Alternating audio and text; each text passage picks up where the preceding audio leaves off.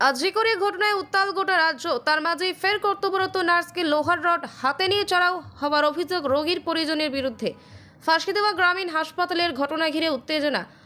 অভিযুক্তের অন্তঃসত্ত্বা স্ত্রী চিকিৎসাধীন অবস্থায় থাকায় হাসপাতালে নিয়ে ছিলেন অভিযুক্ত ভোজনারায়ণ চা বাগানে পরেশ কাছুয়া।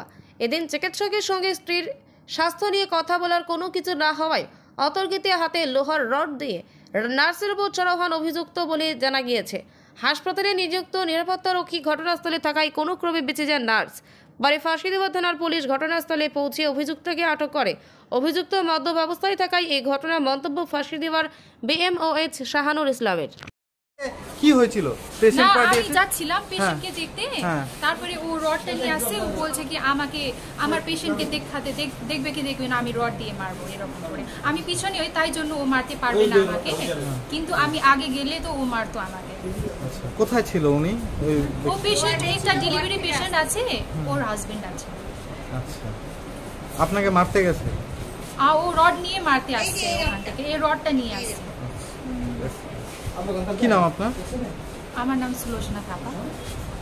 অ্যাকচুয়ালি যে ঘটনাটা ঘটেছিল উনি মানে একটা মা ডেলিভারি পেশেন্ট এখানে ভর্তি হয়েছে।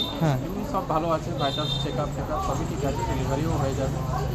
তো যেহেতু ওনার হাজব্যান্ড ছিলেন, হাজব্যান্ড একটু উত্তেজিত হয়েছিলেন, মনে হলো যে ওনার একটু নেশাগ্রস্ত অবস্থায় ছিলেন। তো দিদিরা সিস্টাররা যারা আমাদের ডিউটিতে আছেন ওনাকে সব কিছু বোঝানোর চেষ্টাই হলো যে একটু টাইম লাগবে, যেহেতু লেবার পেনের একটু টাইম লাগে, তো সেই ধৈর্য ধরতে একটু বললেন। তো আমার মনে হয় যে উনি সেই বোঝার ক্ষমতাটা সেই মুহূর্তে হয়তো ছিল না, তার জন্য উনি উত্তেজনা হয়ে একটু মানে দিদিদের উপরে চড়া হওয়ার চেষ্টা করছিলেন। তো আমাদের এখানে সিকিউরিটি গার্ড আছে, তারপরে পুলিশও আছে, ওনারা সবাই এসেছেন, খুব সহায়তা করেছেন, ওনাকে নিয়ে গেছে। তো এখন সিচুয়েশান একদম নর্মালি আছে, কোনো অসুবিধা কিছু নেই। আমরা অবশ্যই আছি সবসময়।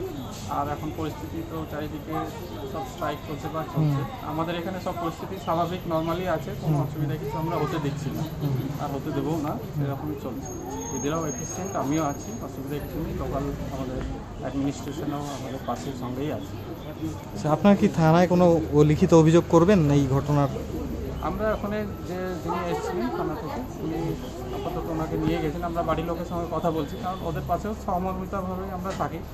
এখন কমপ্লেন করলে সেটা আবার লিগ্যাল ব্যাপারে চলে যায়। তো আমরা চেষ্টা করছি যেটা আমরা নিজেরা কথা বলে সেটা যদি সমস্যার সমাধান হয়ে যায় খুব ভালো। আপনার নাম? আমি ডক্টর শাহিনুর ইসলাম।